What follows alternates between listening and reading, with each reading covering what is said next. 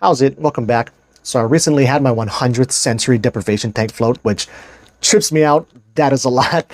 But in honor of that, I thought I should do something. So I'll share 3 ways that floating has helped me over the years. Before getting to that though, should anyone from the community ever come visit Oahu, you should totally check out my boy Jeff from Dreamfloat Hawaii. The website is dreamfloathi.com. Super awesome spot. They have 2 float tanks over there. He has like a full-on spa level cold plunge, as well as some other cool shit there too. It's in a really beautiful location, like up high on this hill overlooking Hawaii Kai, which is like one of the fancier sides of the island. You can see the beach and the coastline, the fancy houses, you know, Cocoa Head off in the background. Super beautiful. But yeah, so if anyone from the community ever comes visits Oahu and you want to go float, totally, you got to hit me up. Well, hit me up anyway. I would love to meet anyone from the community. But you know, I have several spare or extra credits that I could use too. So if both tanks happen to be open and our schedules can line up, you know, you can float for free. I'll take you down there. You can use one of my credits. If you're into jujitsu, because Jeff loves jujitsu, he got mats over there. He's always down to train and roll. Man, we could train too. We could float, and then we can hop in the cool plunge and freeze our ass off. But anyways, so on to the three ways that floating has helped me over the years. So the first one has to do with intention setting, or kind of just like training your intention in a specific way, and it happens to line up perfectly with the video I posted yesterday.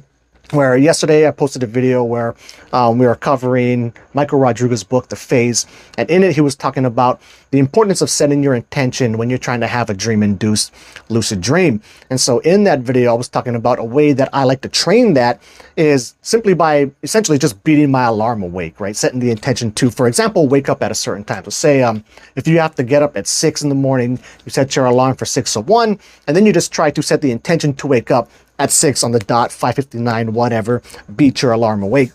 And then once you kind of get used to that and you kind of build your confidence in it, then you can simply just move that back some. So say like to 2 a.m. or 3 a.m. or something like that, and set the intention to wake up then. And so some of those times you will full on wake up, which isn't even a bad thing either. If that does happen, that's the perfect opportunity to practice Michael Rodriguez's indirect technique and cycling methods to have a phase experience, or, you know, have a lucid dream from that point on. But what will happen some of that time too is, instead of waking full on up, you'll just wake up enough to realize that you're in a dream and get consciously aware from that point and get lucid from then on. And then the way you can kind of check this to see, you know, if you were on point or not, because obviously you won't actually know what time it is when you wake up within a dream, you know, once the lucid dream is over and you do wake up, and then you can look at the clock and say, you know, it's like 2:05 or 2:10, then you know you are pretty on point with that, you know, with that intention setting. But that whole idea came to me actually from floating, where when you're in the float tank, you know, whenever your time is up, Jeff will play music, or basically like your alarm to wake you up if you do fall asleep, and be like, hey, you know, get your ass out. We gotta prep the tank for the next person already, right? But he always will play that music, and then I always try to beat that music, right? I always try to get up before it comes on. And then I do also go in there with the watch, but the way this really came to me is I'd be lying in there. I like to do 90 minutes, and then I'll just, you know, I'm not focusing on how long I've been in there. I'm just kind of sitting there doing my meditation. And then when I get this gut feeling that, oh, I think my time's almost up, that's when I check my watch.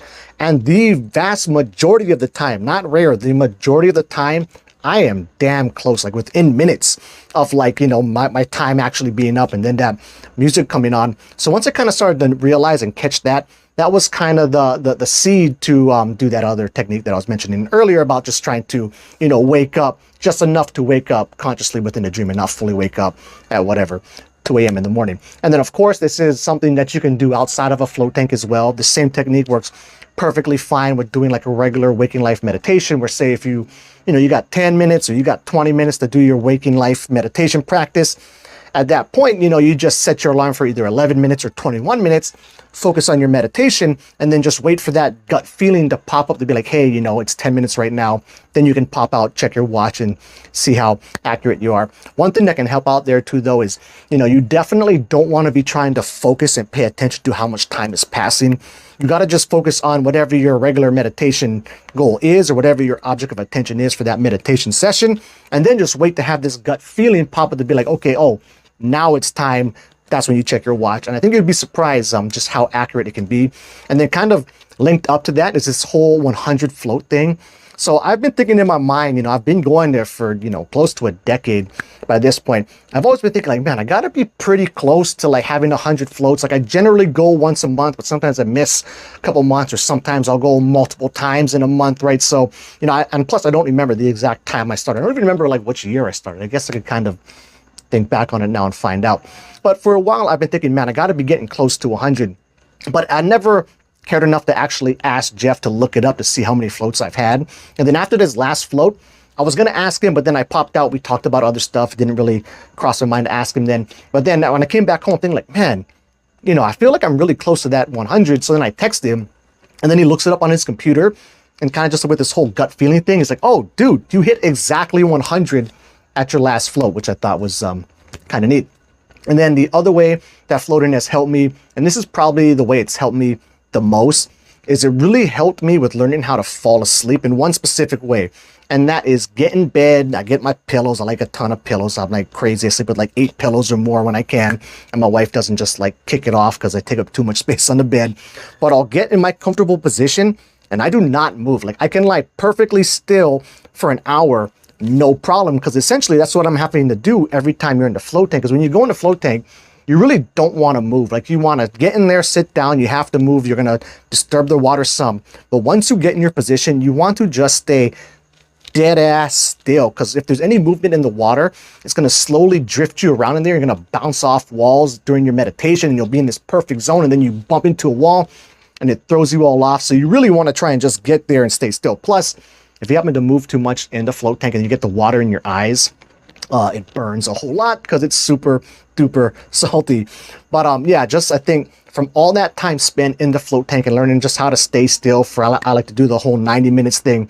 Now I know I can do that. And then I feel like, I don't remember when I specifically started adding this in just to my going to sleep practice at nighttime. But nowadays, it's been a well-established thing. I feel like I've been doing it for, at least a decade, or at least close to that, since I've been floating. And so it's helped out tremendously there. And then like a good example of this is like earlier this week, I had to get up really early to catch the first flight out to one of the neighbor islands for work. And I've been sleeping crazy late because I'm just stuck on video games again, where I've been going to sleep at like, 12 a.m. to 2 a.m. and probably like past 12, like more like 1 a.m. or 2 a.m. on most nights. But then the night I had to get up really early to catch the first flight out, I went to sleep at 8:30. And I tell you what, man, I mean, it wasn't just me knowing how to lie there and stay still. I have a bunch of other things I do, like going in the cold plunge because it's been really hot here and you don't want to run the AC and all this other stuff. Anyway, I have all these things, my pillows and all that. But man, I fell asleep perfectly fine. I had wonderful sleep, sleeping a solid, like, 7 hours earlier than I typically would. And then the other way it's helped me too is with my hypnagogic meditation, something I talk about all the time on the channel.